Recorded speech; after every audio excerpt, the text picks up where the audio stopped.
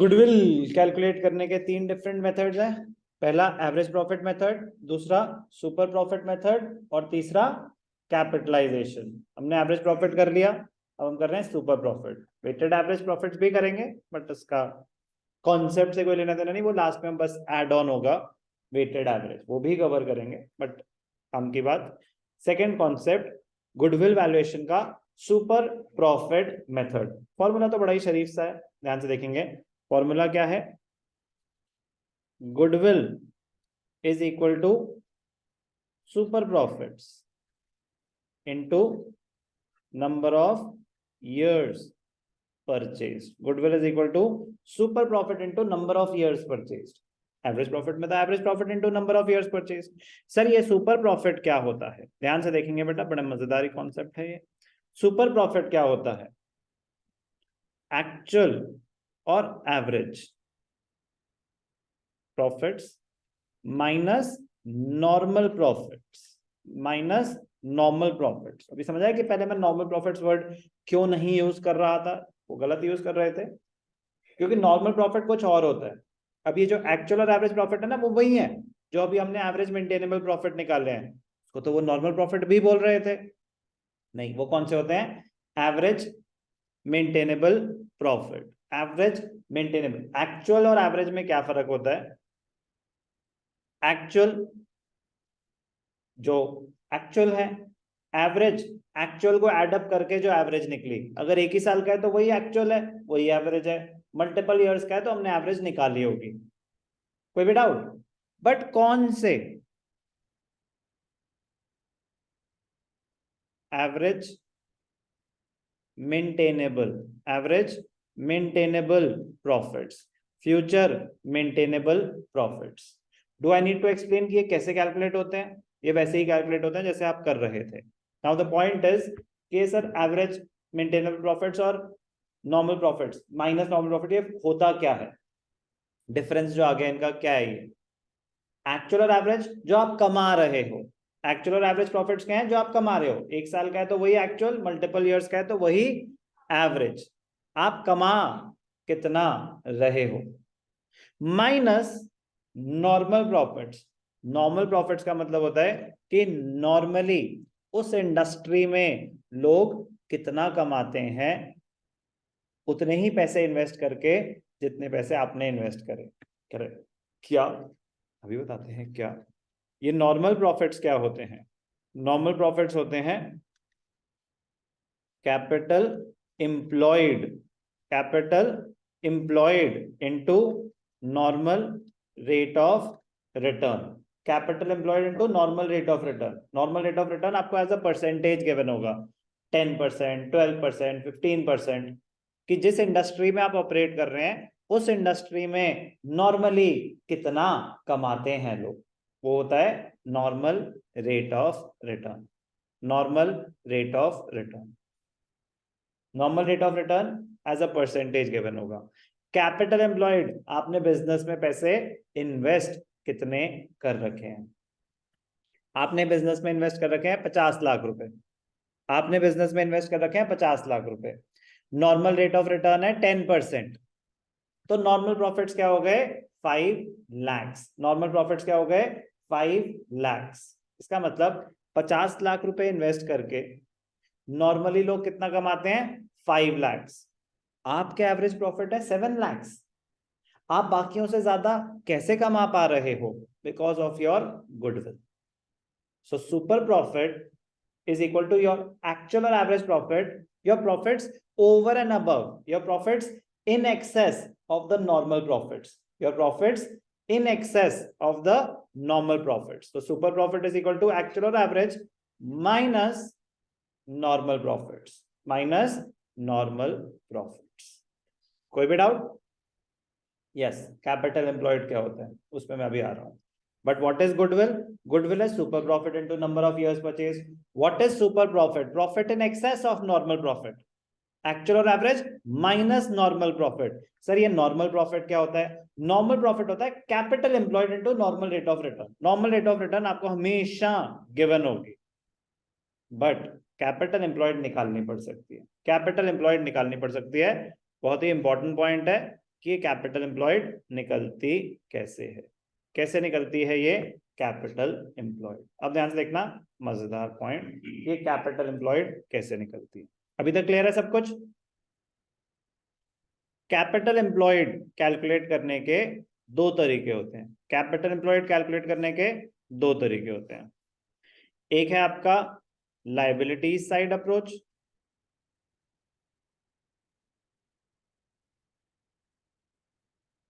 और एक है आपकी एसेट्स साइड अप्रोच। एक है आपकी लायबिलिटी साइड अप्रोच और एक है आपकी एसेट साइड अप्रोच। ध्यान से देखेंगे, अप्रोच कोई भी हो कैपिटल एम्प्लॉयड सेम ही आएगी। अप्रोच कोई भी हो कैपिटल एम्प्लॉयड सेम ही आएगी। कैपिटल एम्प्लॉयड और कैपिटल दो अलग चीजें होती हैं। कैपिटल एम्प्लॉयड और कैपिटल दो अलग चीजें होती हैं। Capital is the money invested by the owner in the business. Capital employed is the total money invested in the business. हो सकता है आपने बाहर वालों से बोरो करा हो सकता है आपका अपना हो। Capital is the money invested by the owner in the business. Capital employed is the total money invested in the business. दो बिल्कुल अलग टर्म्स हैं। कैपिटल एम्प्लॉयड का पार्ट होता है कैपिटल, उसके अलावा भी तो और पैसा हो सकता है कि मैंने बैंक से लोन लेके डाला हुआ है पैसा, तो वो कैपिटल एम्प्लॉयड का तो पार्ट होगा बट कैपिटल का नहीं। Clear?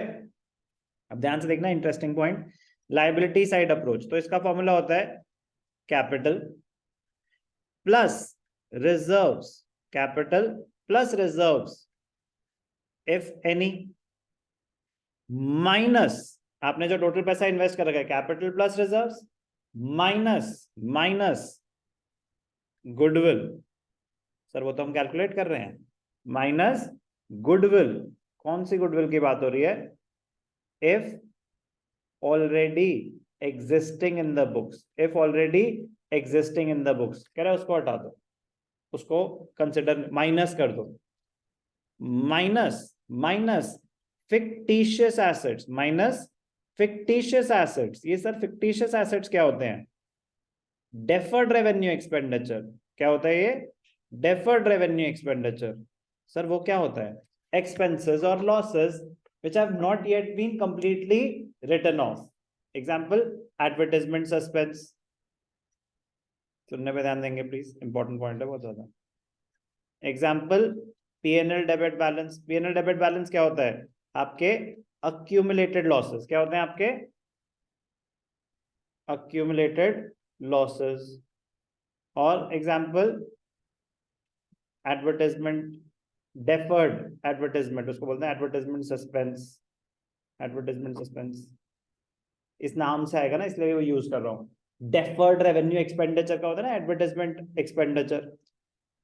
Capital plus reserves minus existing goodwill minus fictitious asset. Sir ये माइनस क्यों कर रहे हैं? आपने बिजनेस में कुछ पैसे इन्वेस्ट कर रखे हैं, उसमें से आपके लॉसेस तो राइट ऑफ हो जाने चाहिए थे, आपने तो रिजर्व्स तो आपके अक्यूमुलेटेड प्रॉफिट्स है। रिजर्व्स में क्या आता है? सब कुछ आपके अक्यूमुलेटेड प्रॉफिट्स, सब कुछ। PNL credit balance, accumulated profits, general reserve, ये सब आता है आपके रिजर्व्स में। अगर कोई लॉसेस हैं जो अभी तक राइट ऑफ नहीं हुए due to accounting policies, but loss तो इनकर हो चुका है, लॉस तो इनकर हो चुका है, तो वो एक्सपेंस राइट ऑफ हो जाने चाहिए थे अभी तक। उसने कहा कि बेनिफिट लॉन्ग टर्म होगा, बट लेकिन एक्सपेंस तो इनकर हो चुका है। क्या वो पैसे आपके पास पड़े हैं अभी? नहीं। करो उस एक्सपेंस को राइट ऑफ करो। अगर ऐसा कोई ऐसे लॉस है for the purpose of goodwill valuation, अगर कोई आपके एक्सपेंसेस लॉसेस कुछ बचे हैं राइट ऑफ होने, कर दो उनको। और लास्ट में minus non trade investments. Non trade investments क्यों माइनस हो रही हैं सर? आपने बिजनेस में पैसे इन्वेस्ट करे 50 लाख, उसमें से कुछ पैसे आपने 5 लाख स्टॉक मार्केट में किसी और कंपनी के शेयर्स खरीद लिए। नॉन ट्रेड इन्वेस्टमेंट्स होती है, इन्वेस्टमेंट्स आउटसाइड द बिजनेस, जिसका आपके बिजनेस से कोई लेना देना नहीं है। इन्वेस्टमेंट करी है इनकम जनरेशन के लिए, बट उससे आपका बिजनेस प्रमोट नहीं हो रहा, आपके बिजनेस की ग्रोथ से उसका कोई लेना देना नहीं है। So they should not be considered as a part of capital employed. तो डाउट आएगा सर लाइबिलिटी साइड पे ये एसेट्स कहां से आ गए? लाइबिलिटी साइड पे एसेट्स नहीं आए, बट लाइबिलिटी साइड पे आपने टोटल इन्वेस्टमेंट्स ले ली, बट उन पैसों में से क्या पता कुछ पैसा बिजनेस के बाहर लगाओ, क्या पता कुछ पैसा गुडविल पे लगाओ, क्या कोई फिक्टिशियस एसेट को रिप्रेजेंट कर रहा हो, तो आपको खुद माइनस करना पड़ेगा। तो the formula is capital plus reserves minus fictitious assets, non-trade investments, and existing goodwill. Liability side approach. Asset side approach क्या कहती है? Asset side approach कहती है कि non-current assets plus current assets minus current liabilities. Non-current assets plus current assets minus current liabilities. Same चीज को कैसे लिखा जा सकता है? और non current assets plus working capital, current assets minus current liabilities क्या होता है? Working capital. और सेम चीज को कैसे लिखा जा सकता है? Non current assets plus current assets क्या होते हैं? Total assets minus current liabilities. Same चीज को लिखने के तीन तरीके, सेम चीज है एग्जैक्टली। कोई doubt? Important point, do not include. अब तो आप एसेट साइड पे ही हो, आप खुद ही एसेट्स आइडेंटिफाई करके एड अप कर रहे हो, तो कह रहे जब खुद ही एसेट्स ले रहे हो तो उनमें कुछ इंक्लूड मत करना। वही सेम, एक तो गुडविल, कौन सी? Existing goodwill. और मत ऐड करना क्या? Fictitious assets. और मत ऐड करना क्या? Non trade investments. कोई भी डाउट? कोई भी doubt?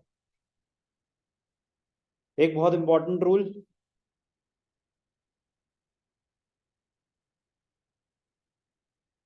if nothing is specified about the nature of investments, if nothing is specified about the nature of investments, कि वो ट्रेड है या नॉन ट्रेड है। ट्रेड इन्वेस्टमेंट्स क्या होती हैं सर?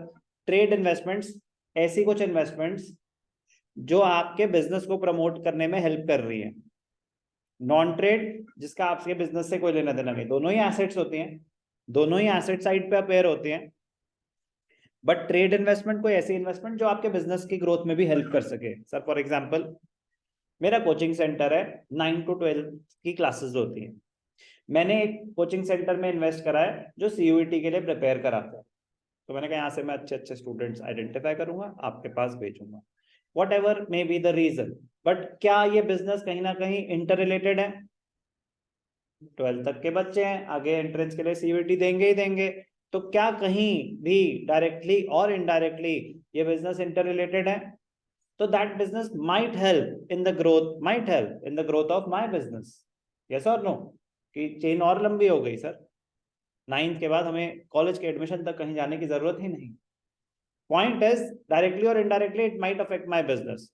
और एक इन्वेस्टमेंट है कि मैंने रिलायंस के शेयर्स खरीद लिए, मैंने टाटा के शेयर्स खरीद लिए, स्टॉक मार्केट में इन्वेस्टमेंट कर दी, इन्वेस्टमेंट वो भी है, बट क्या किसी भी तरीके से वो मेरे बिजनेस को अफेक्ट कर सकते हैं? इनकम तो कोई भी जनरेट करेगा, दोनों ही करेंगे, बट एक होती है ट्रेड इन्वेस्टमेंट, एक होती है non trade investment. Point is कि अगर सब लिखा हो इन्वेस्टमेंट 50,000, एसेट साइड पे आ रहा है investment 50,000, if the nature is not specified, तो हम क्या माने वो ट्रेड इन्वेस्टमेंट है या non trade? If nothing is specified about the nature of investments, we will assume that they are non-trade investments। But sir अपने रेशियोज में तो कुछ और पढ़ा है।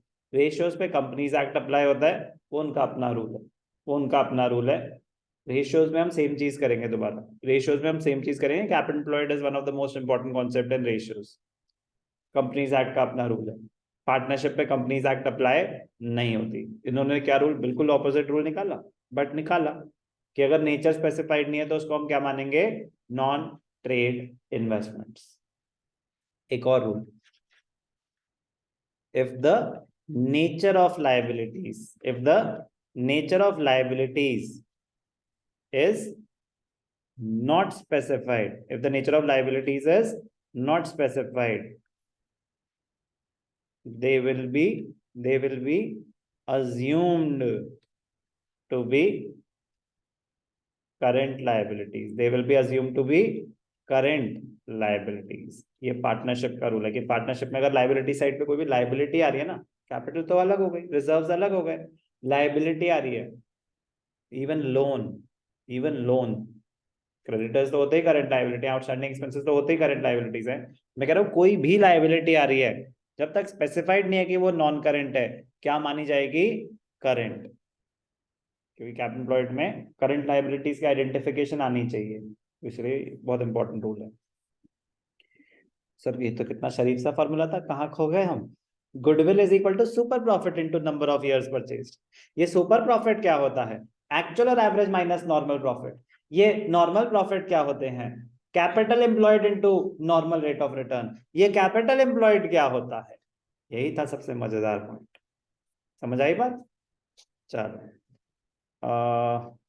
कैपिटल एम्प्लॉयड की दो अप्रोचेस हैं, liability side approach capital plus reserves minus goodwill minus fictitious assets minus non trade investments, asset side approach all assets excluding goodwill non trade investments और fictitious assets minus outside liabilities. तो ये जो है ना, इसी point of view से मैंने आपको बताया कि टेक्निकल फॉर्मूला होता है माइनस करंट लायबिलिटीज, बट यहाँ पे हो क्या रहा होता है? Minus outside liabilities. तो जैसे कि मैंने आपको बताया ना, इंप्लाइड यही हो गया कि if nothing is specified all liabilities are current liabilities, all liabilities are current liabilities. तो यहाँ पे माइनस क्या हो रही होती है? All liabilities. क्या माइनस हो रही होती है? All liabilities. तो total assets minus current liabilities, total assets minus outsiders claims और आउटसाइड लायबिलिटीज। कोई भी डाउट? क्लियर? कोई कुछ कहना चाहता है? ठीक है, सारी कहानियां मैंने आपको बता दी हैं। अनलेस स्पेसिफाइड इन्वेस्टमेंट्स का नेचर कुछ मेंशन नहीं है, हम क्या मानेंगे? Non trade. कह रहे जब तक इन्वेस्टमेंट्स के बारे में बोला नहीं गया ना कि वो ट्रेड है, वो क्या मानी जाएंगी? Non trade.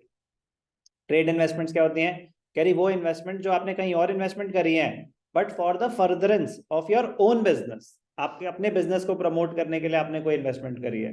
नॉन ट्रेड कह रहा है ट्रेड के अलावा कोई भी इन्वेस्टमेंट है, मतलब जिसके आपके बिजनेस से कोई लेना देना नहीं है। ये इंपॉर्टेंट पॉइंट है कि कभी कभी एवरेज कैपिटल एम्प्लॉयड लेते हैं, नॉर्मली कैपिटल एम्प्लॉयड लेते हैं। अगर एवरेज कैपिटल एम्प्लॉयड ले रहे हैं, एवरेज तो opening capital employed plus closing capital employed divided by 2।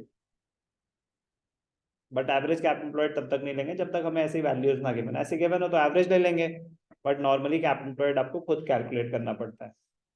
Sir हमें कैसे पता चलेगा कि हमें एवरेज लेनी है? अगर लिखा होगा ओपनिंग कैपिटल एम्प्लॉयड इतनी है, क्लोजिंग इतनी है, तो आप उसकी एवरेज ले लेना। ओके, कोई डाउट? बाकी सब सेम है, ठीक है। तो step 1, calculate average capital employed. अगर एवरेजेस दे रखे हैं, काम की बात यहां से कैलकुलेट एडजस्टेड आपके वही हैं, एवरेज मेंटेनेबल प्रॉफिट्स। बाकी सारी बातें आपको मैंने बताई दी हैं।